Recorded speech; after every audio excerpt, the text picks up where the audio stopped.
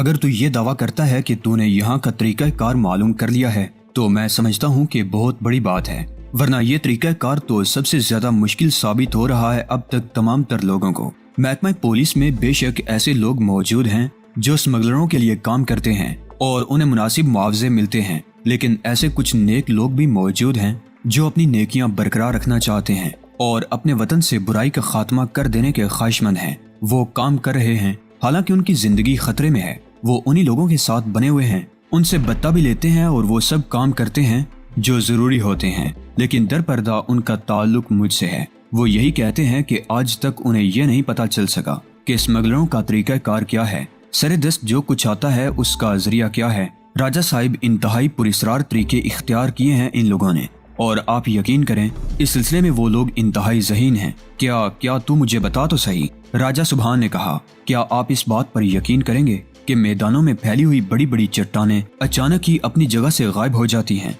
क्या मतलब? राजा सुबहान ना समझने वाले अंदाज में मुझे देखने लगा। चट्टानें जो उन मैदानों में बिखरी हुई हैं और उन पर घास भी उगी हुई है, रेत और मिट्टी से बनी हुई चट्टानें। आज आप उन चट्टानों को एक जगह देखते हैं, कल वो अपनी जगह से हटकर दूसरी जगह नजर आती हैं, फिर तीसरी जगह, और फिर एक दिन अचानक वो गायब हो जाती हैं। राजा सुबहान मुझे इस तरह देखने लगा जैसे पागल समझ रहा हो। उसकी आंखों में हैरत के नक्श थे। राजा साहिब, उन चट्टानों में वो तमाम चीजें मौजूद होती हैं, असलिया, मंशियात और इसी किस्म की दूसरी चीजें चट्टानों में। राजा सुबहान बेख्तियार हंस पड़ा। हाँ, दर हकीकत वो चट्टानें असल नहीं होती बल्कि मसनूई चट्टानें होती हैं। क्या मतलब? उसके होंठ एक बार फिर सिकुड़ गए। हाँ, उन्हें इस अंदाज में बनाया जाता है कि ऊपर से मुख्तलिफ तरीकों से वो सिर्फ चट्टानें मालूम हों, बिल्कुल बेआबोगया और खुश्क चट्टानें, लेकिन दर हकीकत वो इस किस्म के ट्रक होते हैं जिन्हें ऊपर से बिल्कुल चट्टानों की शक्ल दे दी जाती है। बज़ाहिर वो एक जगह खड़ी चट्टानें महसूस होती हैं, मगर अब कौन गौर करे कि ये चट्टानें कहाँ थी और कहाँ नहीं है। ये उन लोगों की फनकारी है कि वो जमीन पर उन्हें इस तरह नस्ब कर देते हैं कि देखने वाला धोखा खा जाए और उन्हें चट्टानें ही समझे। वैसे भी एक चटियल पहाड़ी इलाके में मौजूद चट्टानों को चट्टान ही समझा जा सकता है। कौन ये तस्वुर करेगा कि ये चट्टान नहीं है? राजा सुबहान संभल कर बैठ गया। उसकी आंखों में हैरत के नकूश नजर आ रहे थे। तू सच कह रहा है? हाँ राजा साहिब, ऐसी ही एक चट्टान में मिस्टर मार्टन के साथ कैद था। राजा सुबहान उछल कर खड़ा हो गया। उसने कहा, हाँ, मार्टन ने मुझे सारी तफसीलात बताई थी। फिर क्या होता है? मैंने उसे अंदर से देखा था। 3 चट्टानें एक कतार में खड़ी हुई थी, लेकिन अब उनका नामो निशान भी नहीं है। ये यकीनी अमर है कि वो चट्टानें नहीं थी, बल्कि इस किस्म के मखसूस ट्रक बनाए गए थे जिन्हें इंजन के जरिए स्टार्ट करके अपनी जगह से दूसरी जगह हटाया जा सकता है। ये दूसरी बात है कि उनके ऊपर जो मटेरियल इस्तेमाल किया गया था वो इतना ओरिजिनल था कि कोई देखकर ये नहीं समझ सकता कि वो चट्टानें नहीं हैं। खुदा की कसम, ये तो कमाल की बात है। ओ मेरे खुदा, इसका मतलब है कि ये तो मुइम्मा ही हल हो गया। नहीं राजा सुबहान साहिब, अभी मुइम्मा हल नहीं हुआ।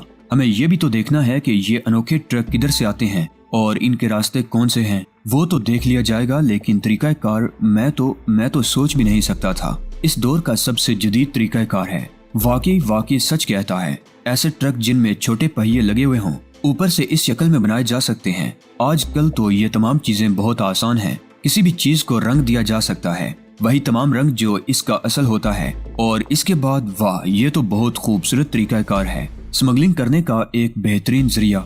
सवाल ये पैदा होता है राजा सुबहान साहिब कि इसका सरपरस्ती आला कौन है? कोई एक नहीं, यहाँ बहुत से लोग इस सिलसिले में काम कर रहे हैं। मैं तुझे उन नामों की फहरिस्त फराहम कर दूंगा। लड़के, तू वाकई बहुत ज़हीन है।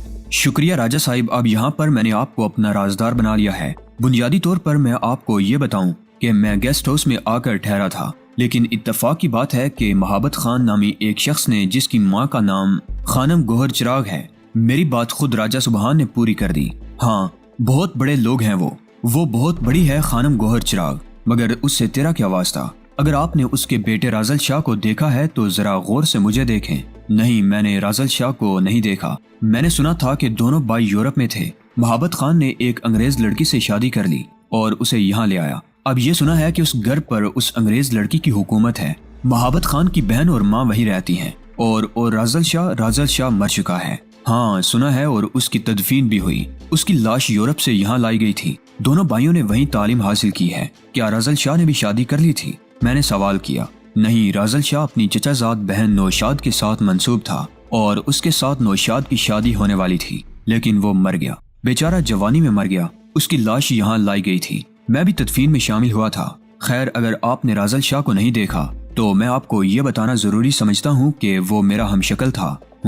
फिर इत्तफाकिया तौर पर मुझे मोहब्बत खान ने देखा और अपने भाई का हमशक्ल होने की हैसियत से वो मुझसे मोहब्बत महसूस करने लगा और आजकल मैं उन्हीं के यहाँ मुकीम हूँ। तो ये मतलब है तेरा गेस्ट हाउस में ना मिलने का। मगर अब तुझे कहीं जाने की जरूरत नहीं है। क्यों? ओए, ये तेरा घर है, ये तेरी इमारत है। यहाँ से ज्यादा तहफ़्फ़ुज़ और तुझे कहीं नहीं मिल सकता। मैं तहफ़्फ़ुज़ हासिल करने नहीं आया राजा सुबहान साहिब, बल्कि यहाँ मुझे उन लोगों के खिलाफ काम करना है जो हमारे वतन की पेशानी के बदकिरदार नासूर हैं। इस इलाके को इस कदर बदनाम कर दिया है कि मुल्क के तमाम हिस्सों में इसके बारे में साफ तौर पर कहा जा सकता है कि यहाँ से मंशियात की तिजारत होती है। हाँ, ये तो है। तो फिर मैं अपना फर्ज सर अंजाम दिए बगैर भला आराम कैसे कर सकता हूँ? राजा सुबहान ख्याली निगाहों से मुझे देखता रहा। उसके चेहरे के रंग बदलते रहे थे। फिर उसने मुस्कुराते हुए कहा, बहुत सरकश है, बहुत सरकश। मेरी पसंद के ऐन मुताबिक। यकीन कर, पसंद आया। काश काश तू मेरा बेटा होता। उसका लहजा बरा सा गया। मैंने चौंक कर उसकी सूरत देखी, लेकिन कोई सवाल नहीं किया। हर शख्स के अंदर हजारों दास्तानें पोशीदा होती हैं। पता नहीं ज़हन में कौन सा वाकया किस वक्त किसी बात से मुतासिर हो जाए और वो कहानी दिल तक पहुंच जाए। लेकिन दिल की कहानियां हर शख्स के सामने बयान नहीं की जा सकती। चुनाचे मैंने उसे खामोश छोड़ दिया और उससे इस बारे में कोई सवाल नहीं किया। वो कुछ लम्हे खामोश रहा। फिर अचानक ही उसने अपना सर झटका, चौंक कर मुझे देखा और मुस्कुराने लगा। सॉरी, क्या मैं कोई गलत बात कह गया हूँ? नहीं राजा साहिब। तो फिर बता, अब तेरा प्रोग्राम क्या है? उसने फौरी तौर पर अपनी इस जज्बाती कैफियत को खत्म कर दिया। राजा साहिब, अभी मैं इन लोगों के बारे में मजीद कुछ मालूमात हासिल कर रहा हूँ। आपने मुझसे कहा है कि आप मुझे कोई फहरिस्त फराहम करेंगे। हाँ, अभी और इसी वक्त। इसके बाद देर तक मैं राजा सुबहान के साथ काम करता रहा और इसके बाद जब मैं रुखसत हुआ तो उसने मुझे गले लगा कर रुखसत किया। जब नर्म हुआ तो इतना नर्म था जैसे पानी। भरतौर वहाँ से निकलते हुए मेरे जहन में इसके बारे में मुख्तलिफ किस्म के तासुरात थे। इसमें कोई शक नहीं कि बहुत अरसे के बाद एक ऐसी अजीबोगरीब शख्सियत का सामना करना पड़ा था। राजा सुबहान की यहाँ से रवाना होने के बाद गेस्ट हाउस जाने की जरूरत नहीं थी। वहाँ से मैं सीधा मोहब्बत खान की कोठी की जानिब चल पड़ा और थोड़ी देर के बाद वहाँ पहुँच गया। खानम गुल चिराग ने सबसे पहले मेरा इस्तकबाल किया था। माँ जैसी मोहब्बत भरी मुस्कुराहट वाली ये औरत मुझे भी पसंद थी। उसके अंदाज में इस कदर अपनायत होती थी कि बाज़ औक़ात मेरा दिल डोलने लगता था। हकीकत ये है कि अपने घर से मुझे मोहब्बत का वो मंजर कभी नहीं मिला जो हर दिल का तालिब होता है और जिसमें न जाने क्या क्या चीजें फैली हुई होती हैं। हाँ, अगर कोई ऐसी बात कहीं बाहर से भी कभी कभी हो जाए तो न जाने दिल के कौन कौन से हिस्से मुतासिर हो जाते हैं। और इस वक्त खानम गुल चिराग ने जिस तरह आगे बढ़कर मेरी पेशानी चूमी, मुझे यह एहसास हुआ कि इसके अंदर एक शफीक माँ छुपी हुई है। मैंने भी इस तमाम अपनायत का जवाब इसी अपनायत से दिया। खानम गुल चिराग मेरे साथ हवेली के अंदरूनी हिस्से की जानिब बढ़ गई और बोली, कहाँ मारे मारे फिरते हो दिन भर? धूप तेज होती है, रंग काला पड़ जाएगा। मेरे होंठों पर मुस्कुराहट फैल गई।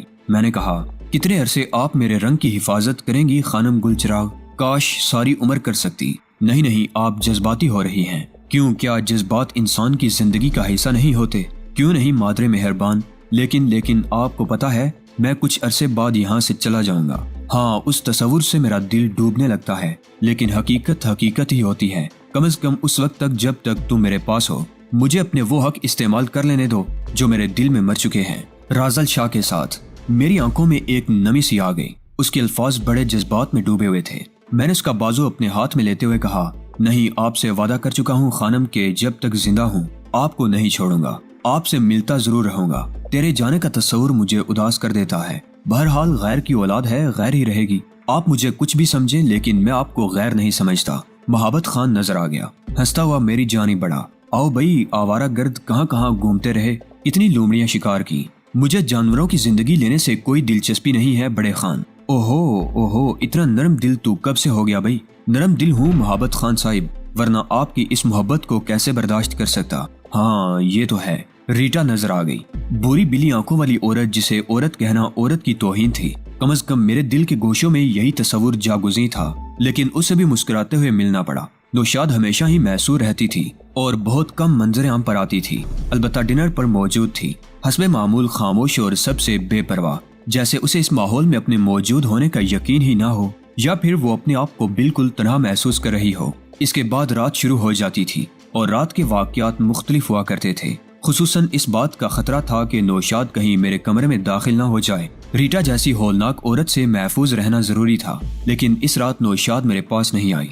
रात के तकरीबन 12:30 बजे रीटा के हाथों की दस्तक सुनाई दी और मैंने गहरी सांस लेकर दरवाजा खोल दिया। रज़म से निकलकर बज़म में आना पड़ा था। रीटा हस्बे मामूल नाइटी पहने थी। इतना मेकअप किया हुआ था उसने कि आंखों को चिकाचुन महसूस हो रही थी। ताहम कारोबारी अंदाज में मुस्कुराते हुए मैंने उसका इस्तकबाल किया। हेलो रीटा।